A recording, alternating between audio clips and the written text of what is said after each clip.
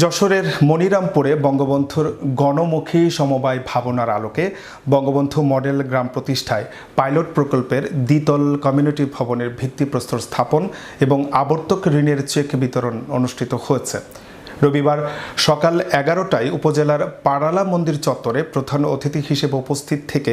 আনুষ্ঠানিকতার মধ্য দিয়ে বঙ্গবন্ধু মডেল গ্রাম প্রতিষ্ঠা পাইলট প্রকল্পের দ্বিতল কমিউনিটি ভবনের ভিত্তিপ্রস্তর স্থাপন ও 80 জন উপকারভোগীদের মধ্যে 35 জনকে 50,000 টাকা ও 45 জনকে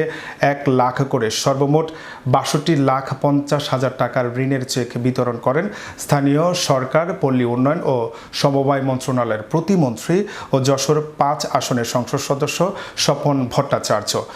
উপজেলা নির্বাহী অফিসার জাকির হোসেনের সভাপতিত্বে ও উপজেলা সমবায় অফিসার তারিকুল ইসলামের পরিচালনায় বিশেষ অতিথি হিসেবে উপস্থিত ছিলেন সচিব, পল্লী উন্নয়ন ও সমবায় বিভাগের মোসাম্মদ হামিদা বেগম, নিবন্ধক ও মহাপরিচালক সমবায় অধিদপ্তরের শফিকুর রেজা বিশ্বাস, খুলনা বিভাগীয় যুগ্ম নিবন্ধক মিজানুর রহমান, প্রকল্প পরিচালক মডেল গ্রাম পাইলট প্রকল্পের সভাপতি মোহাম্মদ হিলাল উদ্দিন,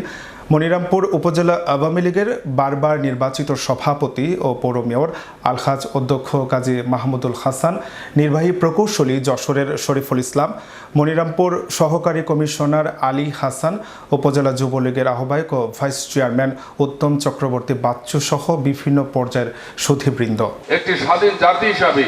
সারা পৃথিবীতে আমরা পরিচিতি লাভ করতে পারি। বাঙালি জাতি তার শিক্ষা, তার দীক্ষা, তার কৃষ্টি, তার সংস্কৃতি এবং জাতিসত্তার যে পরিচয়, যে জাতির জন্যে যার জীবন উৎসর্গ করে গেছেন সে মহামানব বঙ্গবন্ধু শেখ মুজিবুর রহমানের প্রতি শ্রদ্ধা জ্ঞাপন করছি।